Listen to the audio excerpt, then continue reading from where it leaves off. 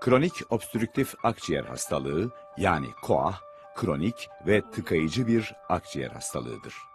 KOAH'ta sigara dumanı ve diğer zararlı gazlara maruziyet sonrası solunum yollarında mikrobik olmayan bir iltihap oluşur ve bu iltihaplanma sonucu hava yollarının tıkanması yani daralması söz konusu olur. KOAH'ın en önemli belirtileri sinsi başlayan ve giderek şiddetini artıran nefes darlığı veya müzmin öksürükle balgam çıkarmadır.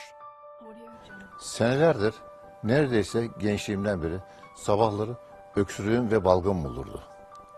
Normal sigara öksürüğü derdim. Meğer normal değilmiş.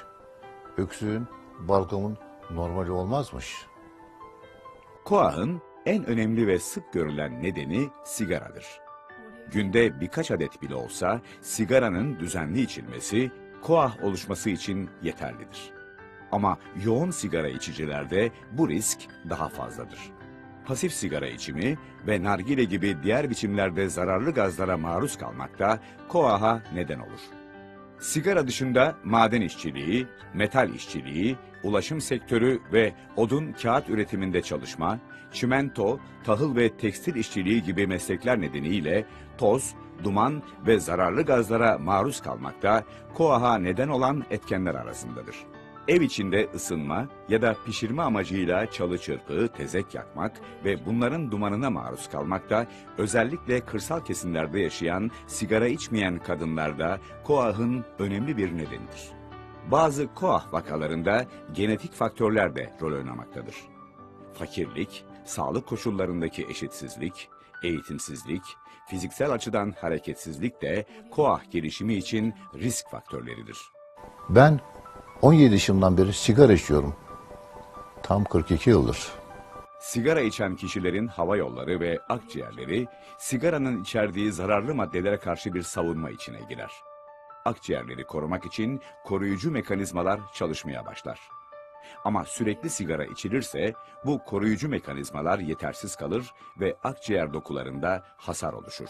Sonuçta akciğerdeki salgıların miktarı artar, hava yolları daralır, damar değişiklikleri gelişir. Bu kronik obstrüktif akciğer hastalığı yani KOAH'tır. Nefes darlığı, öksürük ve balgam gibi şikayetlerle doktora gittiğinizde muayene sonrasında doktorunuz sizden bazı tetkikler isteyecektir. KOAH tanısı üfleme testleri yani spirometri ile konur. Ayrıca akciğer filmi, kan oksijen seviyesi ölçümü ile başka bazı kan ve egzersiz testleri de tanı için gerekebilir. Bana da 4 yıl önce 59 yaşında KOAH tanısı kondu. Teşhis konması birkaç dakikam aldı sadece. Üfleme testi kolay bir test. Can yakıcı da değil. Keşke daha önce yaptırsaymışım. Ne bileyim, doktor sigarayı kes diyecek, bana kızacak korkuları vardı beynimin gerisinde. İhmal ettim işte. O dönemde nefes darlığı, öksürük, balgam yüzünden işe gidememeye başlamıştım. Peş peşe 3 kez hastaneye yattım. Tabii, çok korktum. Ömür boyu bu hastalıkla yaşayacağımı öğrendim ve kendimi çok kötü hissettim. KOAH sık görülen bir hastalıktır. Türkiye'de ve dünyada 40 yaşın üzerindeki her 5 kişiden birinde KOAH vardır. Ölüme neden olan hastalıklar arasında KOAH ülkemizde 3. dünyada 4. sıradadır. Bununla beraber KOAH tedavi edilebilir bir hastalıktır. KOAH tanısı konduysa tedavinin ilk ve en önemli adımı bir takım yaşam tarzı değişiklikleri yapmak ve önlemler almaktır. Sigara içmeyi bırakmak bunların en önemlisidir.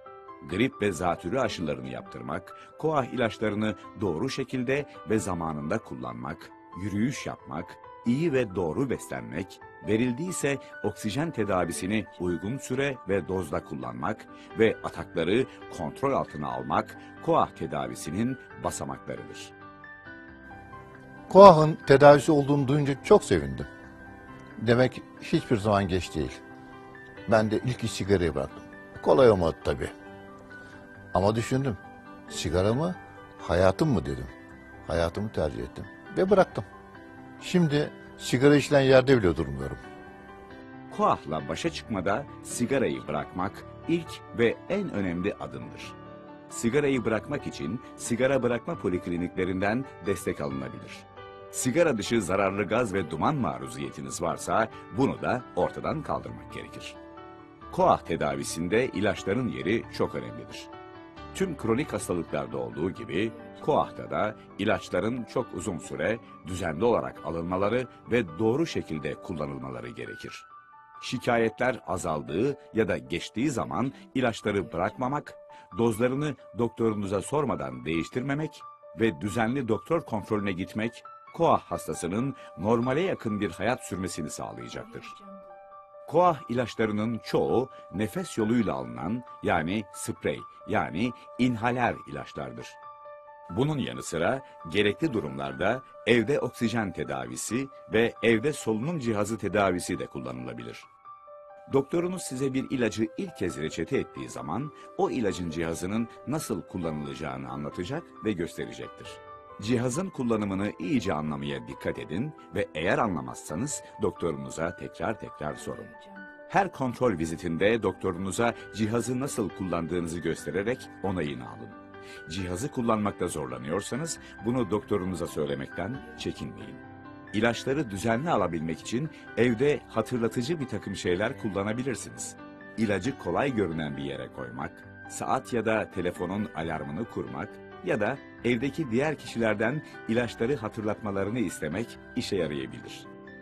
İnhaler ilaçların etkili olmaları için doğru kullanılmaları şarttır. İlaçlar doğru ve düzenli kullanılmazsa etkili olmaz. Hastalık ilerler, sık alevlenmeler olur, hastaneye yatışlar artar ve birçok yan etki ortaya çıkabilir. Ben ilaçların sprey şeklinde olabileceğini bile bilmiyordum. Benim bildiğim ilaç ya tablet olur ya şurup. Bunları doğru kullanmanın ne kadar önemli olduğunu doktorum onu her gittiğimde anlatıyor ve nasıl kullanmam gerektiğini gösteriyordu. İtiraf etmeliyim ki önceleri bazen ilaçlarımı atlıyordum. Hanım kızıyordu bana. Gene sıkışmak mı istiyorsun diyordu. Ben sıkışınca ona da zorluk oluyor tabii. Şimdi artık alıştım. Hiç unutmuyorum. Kurtarıcı ilacımı da hep yanımda taşıyorum. Gerektiğinde kullanıyorum ve rahatlıyorum. Artık iddia ediyorum ki sprey ilaçları kullanırken hiç hata yapmıyorum. KOAH zaman zaman kötüleşebilen bir hastalıktır. Bu kötüleşme dönemlerine atak ya da alevlenme denir. Balgam miktarı ve rengi değiştiyse, daha şiddetli ve daha sık öksürüyorsanız, soğuk algınlığı benzeri şikayetler varsa, kısa soluk alıp veriyorsanız, solunum sırasında hışırtı sesi geliyorsa ve nefes darlığı arttıysa atak geçiriyor olabilirsiniz. Atak sırasında evde ne yapabileceğinizi ve ne zaman hastaneye gitmeniz gerektiğini doktorunuzdan öğrenin. Atak geçirdiğinizi fark edip uygun atak tedavisine geçmeniz çok önemlidir. KOAH hastası olmak kolay değil. O seni kolay terk etmiyor ama sen onu terk edebilirsin. O nedenle her tedbiri almak lazım. Doğru tedavi olmakla atakların azalacağını söylüyor doktorum. Ben de buna çok dikkat ediyorum ama bazen işler iyi gitmiyor. Mesela kışın. Acile gidip oksijen almam gerektiği de oluyor. O dönemde doktor kontrolünde kortizon ve antibiyotik de alıyorum.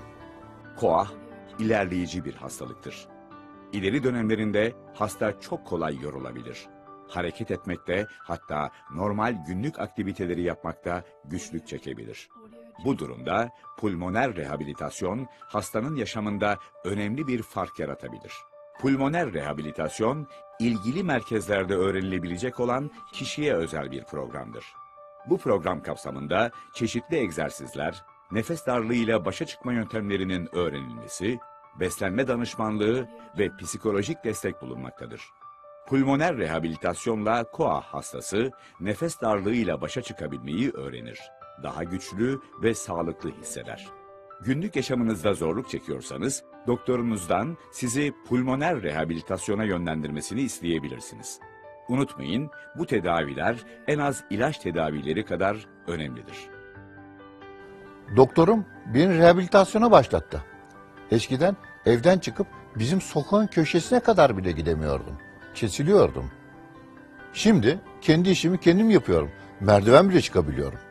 Koah sık rastlanan ilerleyici bir hastalıktır ve yaşamı ileri derecede olumsuz etkileyebilir. Ancak koah erken dönemde saptanabilirse neden olabileceği olumsuzluklar önlenebilir.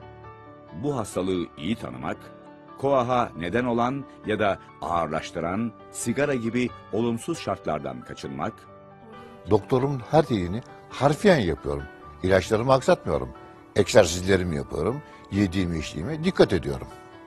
Her şeyden mühimi sigaradan kurtuldum. İnanmazsınız. Şimdi 4 yıl öncesine göre çok daha iyiyim. Artık koahtan da korkmuyorum. O benden korkuyor.